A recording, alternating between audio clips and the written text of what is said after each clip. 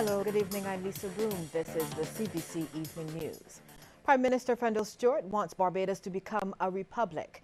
He suggests the island could be taking that route as it prepares to mark its 50th anniversary of independence in 2016. He was speaking at a DLP St. George South Branch meeting last night. Prime Minister Stewart intends to complete the process of decolonization started by the late former Prime Minister Errol Walton Barrow. He says Barbados remains a republic in substance, but a monarchy in the form of a Governor-General, the Queen's representative as head of state. The holder of that office will be performing the very same functions that the Governor-General now performs. In other words, he will be a ceremonial figure, as is the President of Trinidad and Tobago, as is the President of Dominica.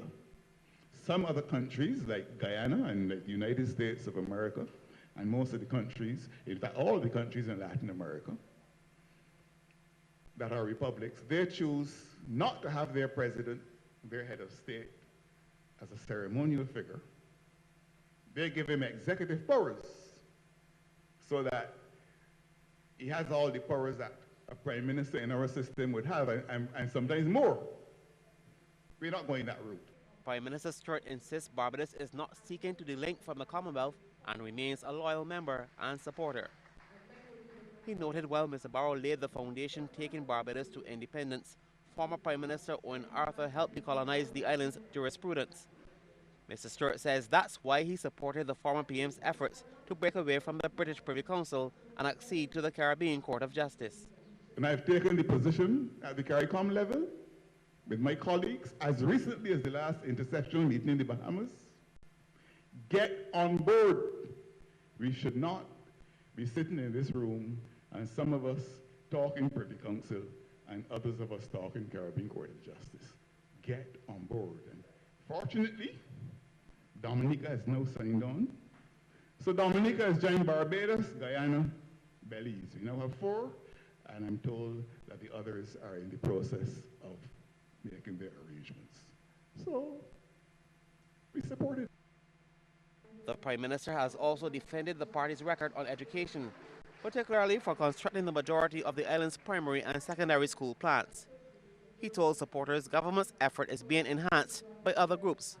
The Maria Holder Memorial Trust has been doing great work for us in the area of nursery education, and is committed to building 6 nursery schools for Barbados over the next few years. They've built some already.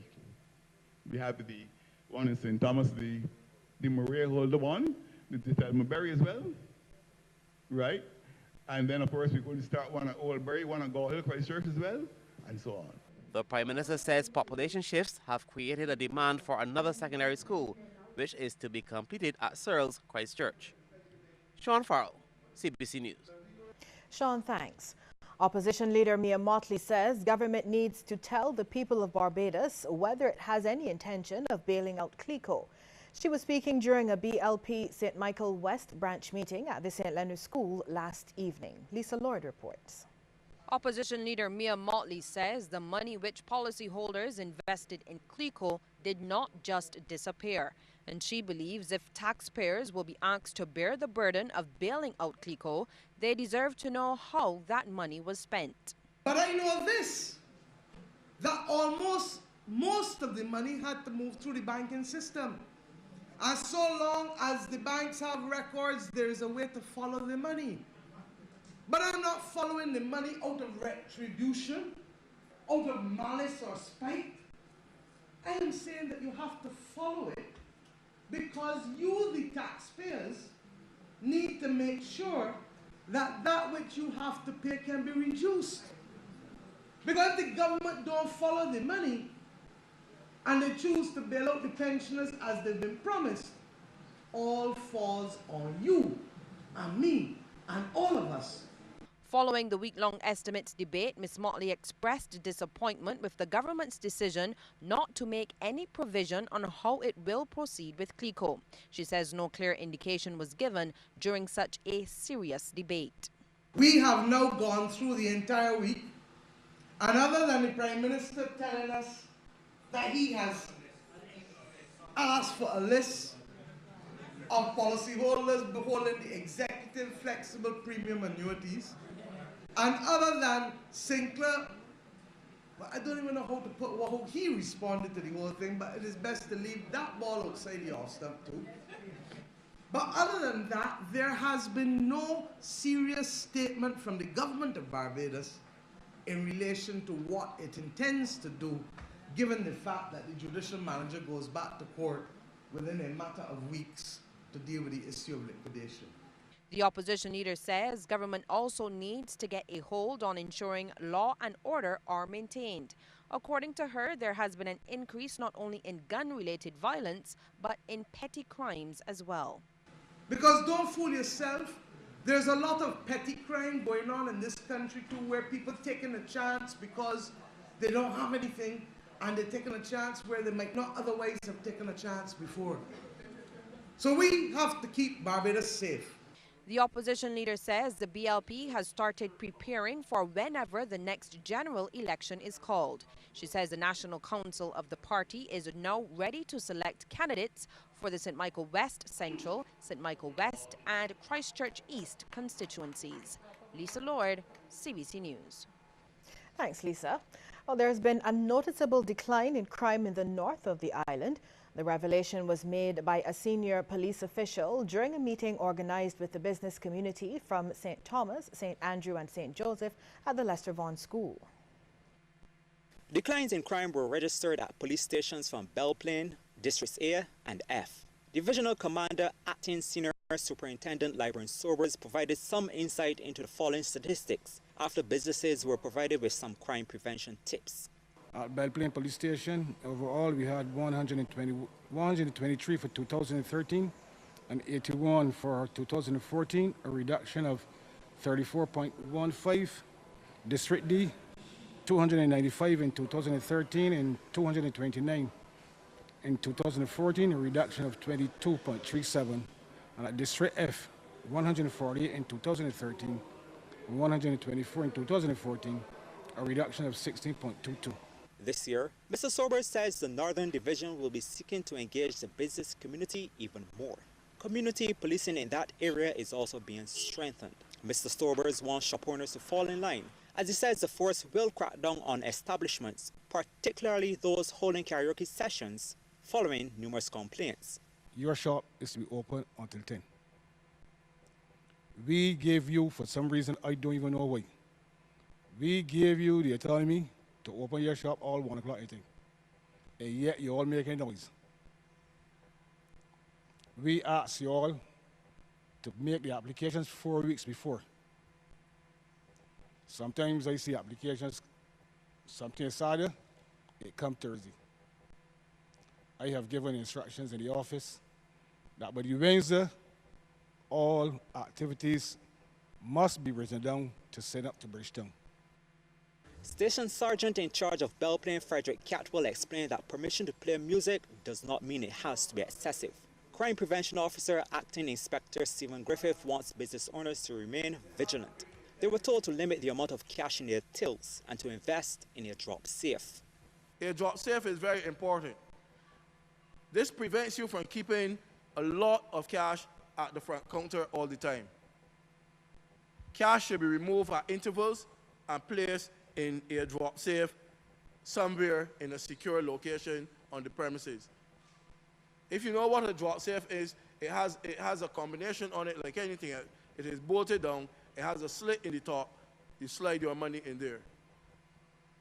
You should not be taking cash and putting it on the various places within the store. Businesses were also told to report suspicious persons to the police. Kishmar Sanjis, CBC News. Thanks, Kishmar. Well, we'll have more news after this break, but first we want to get your take on this question. Do you think the dip in crime statistics in the north is due to greater cooperation from the public? Text yes or no to short code 8111. You'll have the results at the end of the news.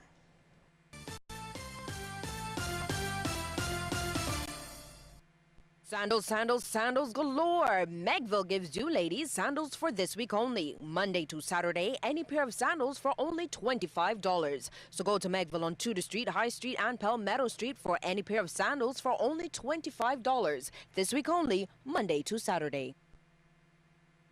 Hi, I'm Red Plastic Bag. Anyone who knows me knows I don't like cold.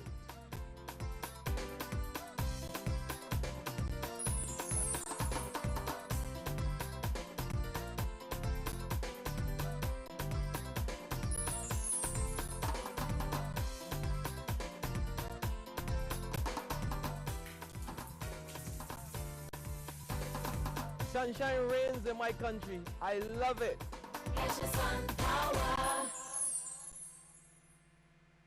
What are you here for? Who do you want to be? Do you want to be somebody that just gave up when it got tough? When you fell? Do you want to stay on the ground? What do you want people to remember about you? That you didn't give it your all. When they look for your name on the pages of history, what do you want them to see? That you're a quitter? Or that you're a champion? Don't ever give up. Don't quit. Don't stop. Keep running. Keep jumping. Keep laughing. Keep being. Just keep doing. 'Cause you're a champion. The Barbados Secondary School Athletic Championships. Live on CBC TV.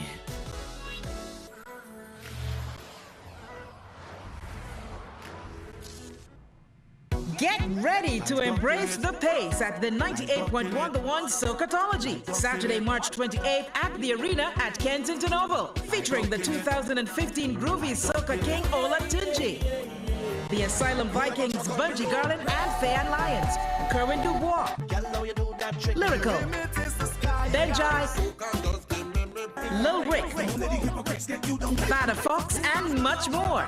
Log on to www.socatology.com for more details. You could be one of 30 persons to win tickets to Socatology when you text Embrace the Pace to short code 9811. 98.1 The One and CBC Socaholics, proud sponsors of Socatology 2015.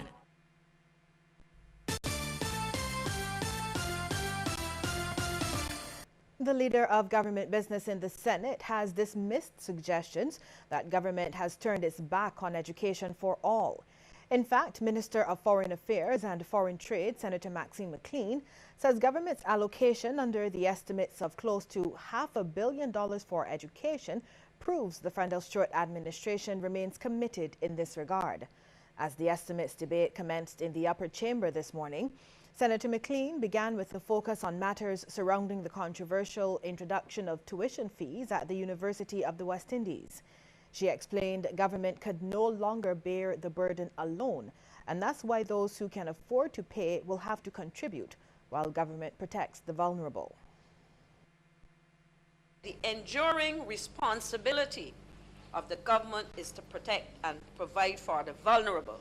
But we also have to recognize that as we move from being able to send 65 students to more than 1961, that we're talking now about thousands on an annual basis, that we also have to balance a number of other contending factors. In relation to health, Senator McLean contends that more money for the sector, particularly the Queen Elizabeth Hospital, might not solve procurement problems at the healthcare facility. She believes there needs to be a greater focus on efficiency.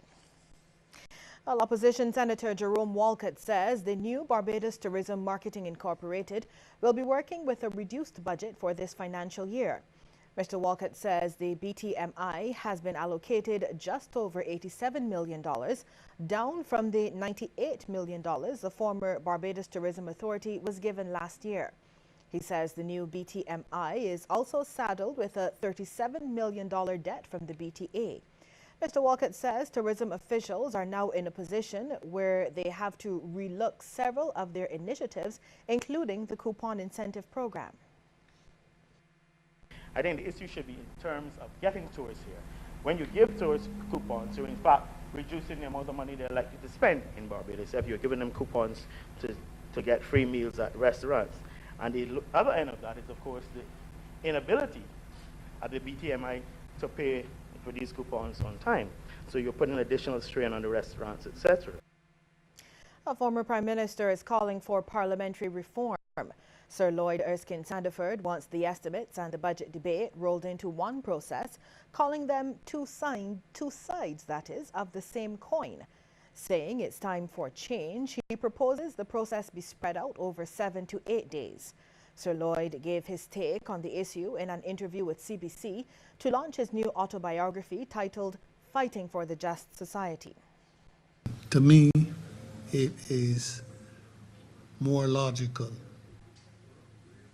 to pull the two systems together and I believe that would make for a more efficient way of doing business, and it should be. It has been going on that way for a long time,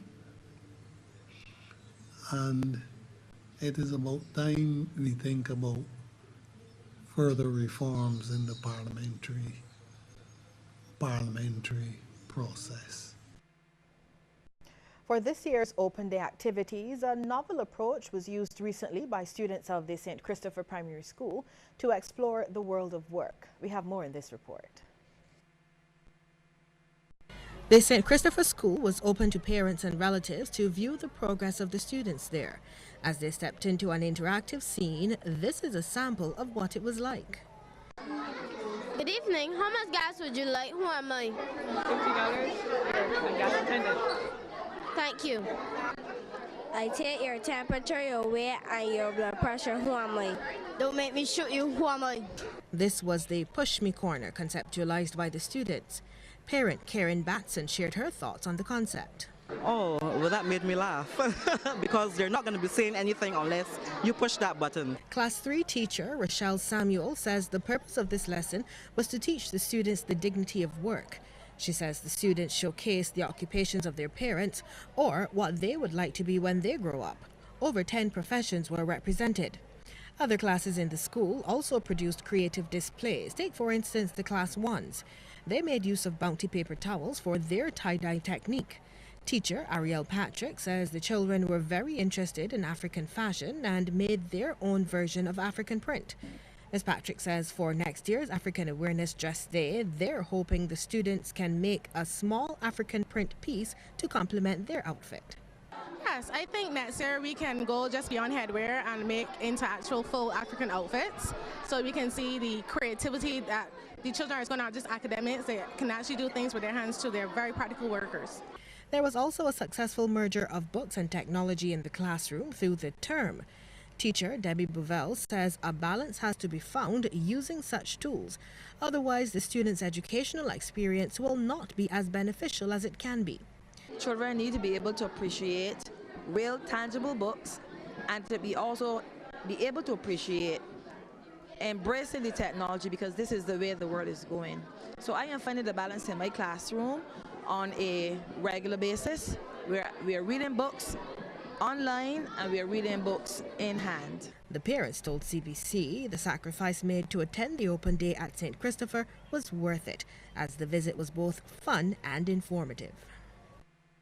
Interesting concept. Well, still to come, a look at some of the stories making headlines across the region. But first, a reminder that we want to hear from you on the question: do you think the dip in crime statistics in the north is due to greater cooperation from the public?